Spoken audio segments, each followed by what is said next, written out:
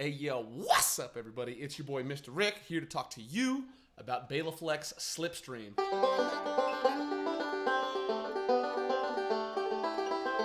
Okay, so this is basically going to be a continuation on that video I did on Whitewater. This is a tune particularly that influenced me a lot when I was learning banjo. This was one of the tunes that I learned, I think at this point, like discovering Slipstream, I just like started Googling like Bela Fleck tabs, and this was definitely on the Banjo Hangout. So I learned like Whitewater, Eager and Anxious, and Slipstream, and this tab is just so badass because whoever tabbed this out has like the whole orchestration going on. I don't know if it's going to show here, but you can see it's got like the bass line, it's got like the rhythm mandolin, and even all the way down here, it actually has the harmony banjo part, which is pretty sweet. And so, I don't know, just like this whole like orchestral approach to music, like this whole like multi-part score to banjo music really changed me. This tab being one of them, I just like to be honest, sometime I remember when I was a kid, I would just listen to this on repeat because it was just so beautiful.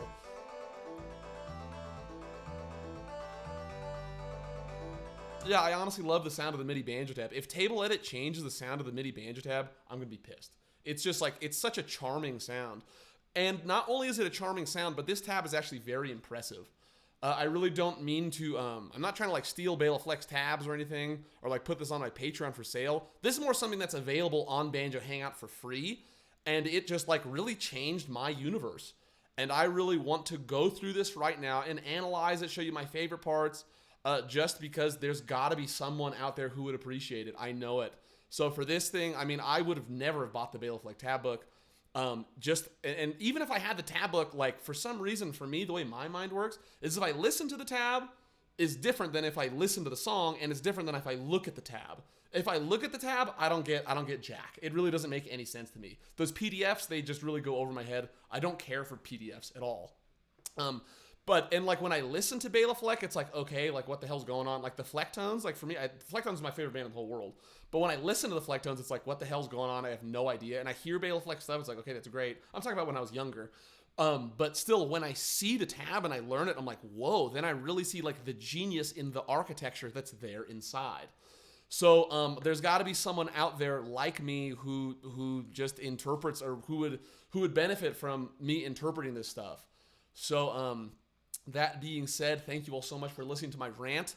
Let's dive in and take a listen to and play along with Slipstream. Okay, so I have it organized right here. So unfortunately, this tab, it has a lot of 3/4 and 4/4, but I put 2 extra measures at the top of it, so that way the beginning of the A part, it happens right at the leftmost part of the row. Okay, so let's talk about like this phrase right here. Actually, we can do that whole piece right there. Okay, so I didn't play it like this, but the idea is you just want to keep the first string open.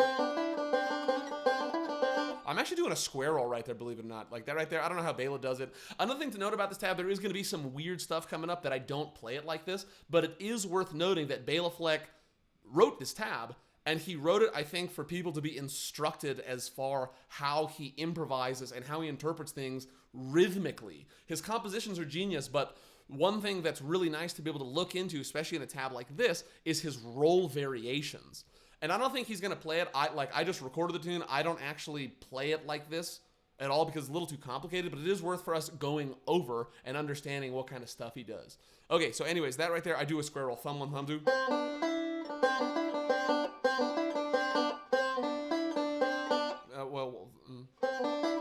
I'm actually putting like a little 0 right there, believe it or not. Yeah, anyways, you can just do that thumb 1, thumb 1. Thumb 1, thumb 1, thumb 1. And this part's actually pretty easy, especially for banjo players. It's just a forward roll. If you just play what's on the inside, you get that's the melody that's happening right there. It's an isorhythmation. Okay, and then yeah, that doesn't really need too much explanation besides that because it could start on an index finger for that roll, you can substitute that with a thumb. So that little that forward roll right there, even though it is an index forward roll for how long, I will do thumb 2 at the top. That right there. And this right, and then right there, so hopefully that explains it. That right there is a little Bob Dobalina. You can see this guy, it's like a little thumb right there. It actually ends on an index because that's a part of the forward roll. But this piece right here, that guy right there, it's a forward backward roll. I mean, you can see the 8-note section of that. That's definitely a forward backward roll. Okay, cool. So that much. Okay, now we actually get into the tune. So that piece. You could put a middle finger on that open second string.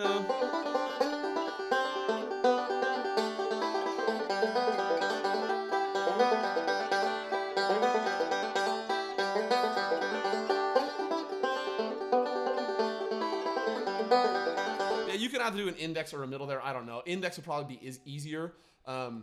That kind of is like a part of a forward roll, but that is the piece you really want to. I use my middle finger going from that 7 to the 2, and that's how you shift.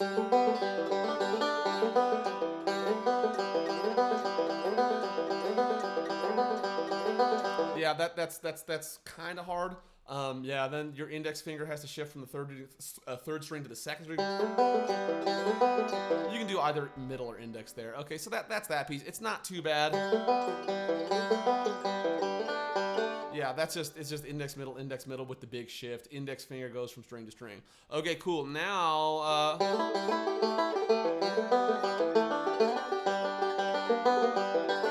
okay, so now this whole thing, that's a whole little adventure in itself. Right here on measure 13, that's where it kind of repeats. So let's take a look at this phrase right here.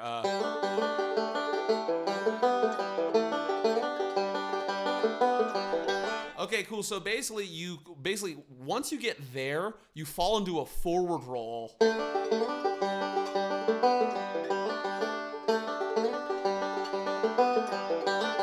Yeah, you basically fall into a forward roll, and that's not too bad. It's coming out of the forward roll with this guy. That's the tricky part. Okay, so this right here, that's actually a Foggy Mountain breakdown roll, but because of the way like it's played, you can go index middle, index middle. I don't know why, just being an open A minor and the lick before is just kind of weird.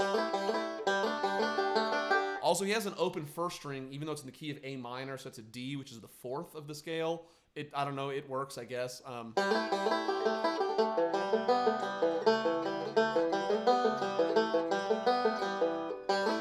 So you can go 1 2 thumb 2 right there.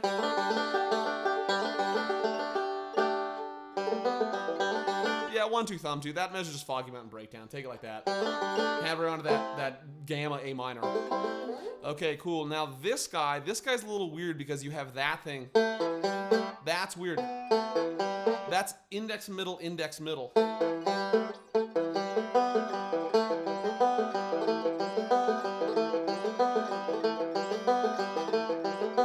So that little piece right there, you've never ever played anything like that before, but it's very easy on the banjo. The only technical part is that shift, but you can go index middle for that. I guess it's kind of awkward because your index finger is getting the downbeat instead of thumb. But notice it's like the middle finger staying on the 4th string and shifting around.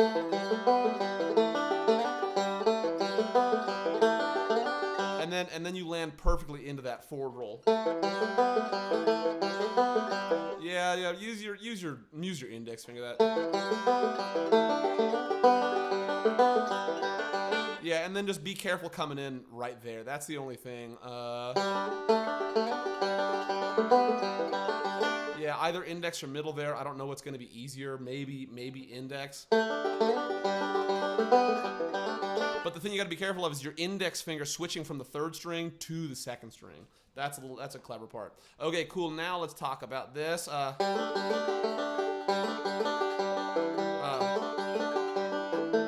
Okay, cool. There's a little variation right there. Instead of hitting the 5th string like he did over here, he's hitting the 4th string, but it still continues the forward roll. That's a perfect forward roll. Yeah, I think Bela's trying to teach us something. Not that I play it like that, but that's Bela trying to teach us something, and that's the continuation of the forward roll. Yeah, okay, and then that's all the same right there, and then you have this thing. that? Notice that stylish little rest right there? And that's just an isorhythmation of... Be careful about that measure. That's an alternate index roll. A lot of people have trouble with that one. Index, middle, index, thumb, index, middle. And then it's all on the inside, which means your middle finger's on the second string. Okay, cool. Now there's this piece. Right there, he plays these a lot on this tab. That's a 4 in a roll. Thumb 1, thumb 2. You can't attack that with a 4 roll. It's deceptive. That guy right there is not a thumb 1, 2. It's a 4 in a roll. That means thumb, index, thumb, middle. It's very Scruggs style. It's technical. This is not exactly a beginner technique, but hey, you guys are on my channel. You're not beginners, okay? Yeah, and then just careful with this guy right there. Like I said earlier, that right's like I go.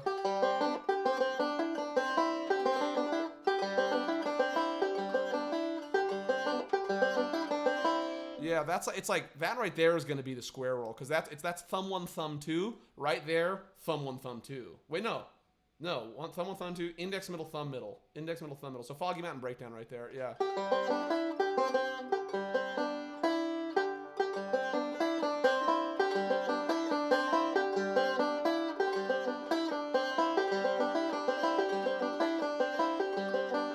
No, that has to be a thumb.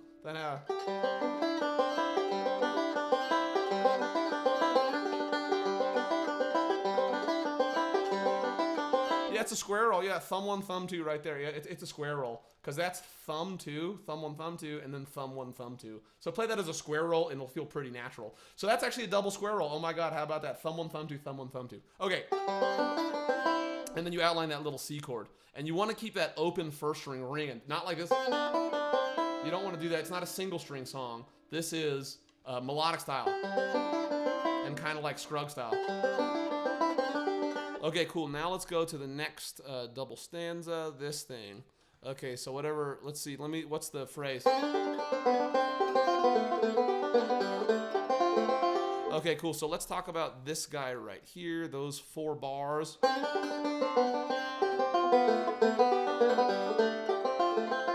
Okay, cool. This guy right here, that is just a forward roll. Yeah, that's a pure forward roll, actually. So that's where the tune gets easy. Again, substitute your index finger for a thumb right there. And you got... That right there is so stylish. You got that middle forward roll with a C in it, resolving to a C on a different string. Very stylish. Okay, and then like this little F lick. That's a Bill Keith reference. If you know that lick.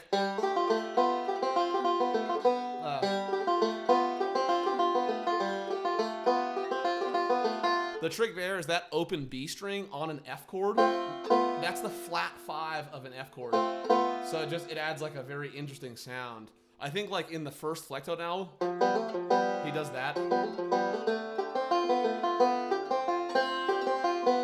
So it's just like it happens on like on an unaccented beat, but it's a very nice color. And once your ear gets accustomed to it, it's very nice to throw in there. So that's a cool one, yeah. And then right here you got 2 square rolls. You don't need instruction on that. You guys have made it this far. This is the double square roll. Thumb 1, thumb 2, thumb 1, thumb 2. Okay, here you got a double forward roll with the thumb on an F chord, thumb on the 5th string, and then thumb on the 3rd string. So that's nice. That's a Bob Dobalina, or like Bob Dobalina, Mr. Bob. There is no Mr. Bob, but it's just like, it's 8-note roll with a pause as the 2nd note. And then right here you got that 4-note. Okay, then we're going on to the next one. Like this phrase. What is this?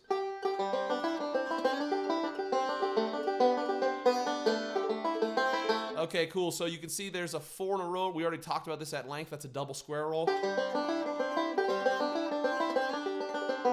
And then...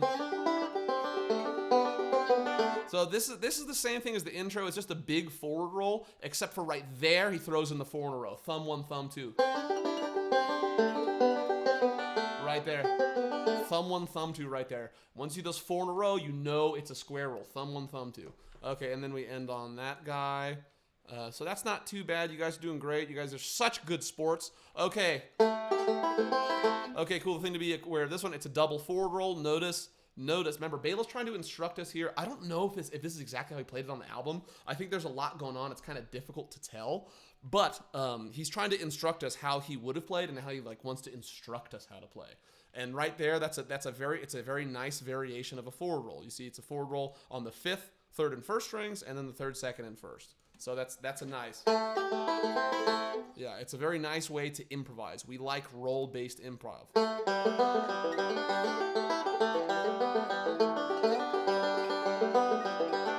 Okay, cool. So now, what's up with this? This, I think we may be able to get past this. Let's see.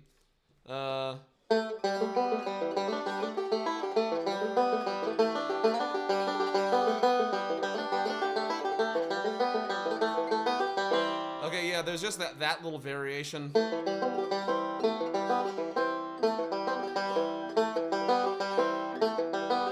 That's very clever. Yeah, that right there is actually particularly difficult. Just because you land on like that inside with that C chord.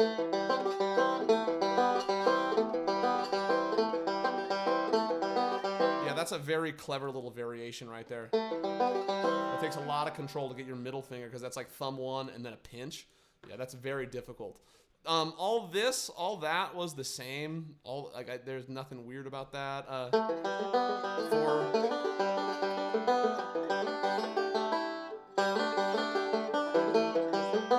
And then like that guy has that little, remember that deceptive forward roll. Instead of playing the open 5th string, you play the 4th.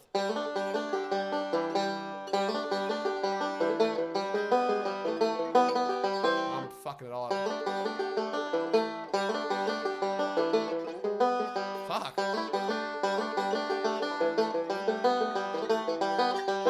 Okay, cool. Now this thing, let's see what's happening here.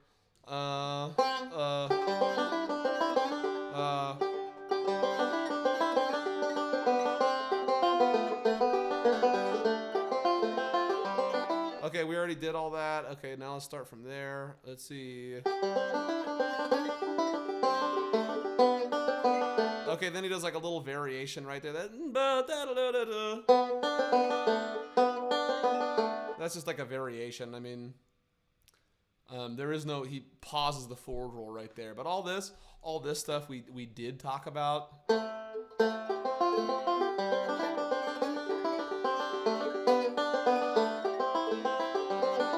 Okay, cool. And then right here, we're going to go back into the tune. So yeah, then it's just forward rolls, right? Leading into that 4 in a row.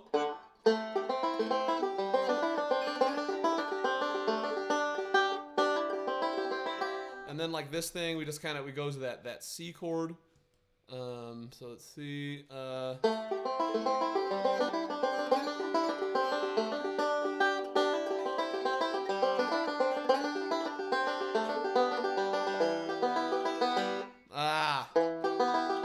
So that's not too bad. We already talked about all this stuff. Just watch it for the forward roll right there. That's a double square roll. This is an index forward roll with a substitute. Instead of the index, you substitute at the thumb.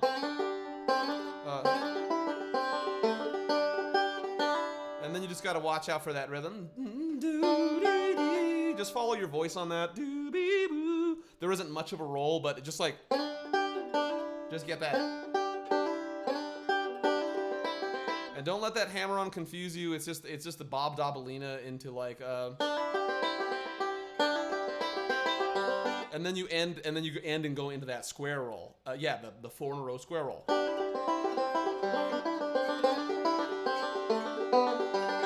And then just careful with that little alternate index right there leading into the E minor. And remember that open string is a part of the melody. Ah, shit. So just careful with that open 3rd string. And then a forward backward roll on the E minor. Okay, cool. That covers this. We're going to go over the solo in the next video. Thank you guys so much for watching. I love you, and I'll see you in the next one. Peace.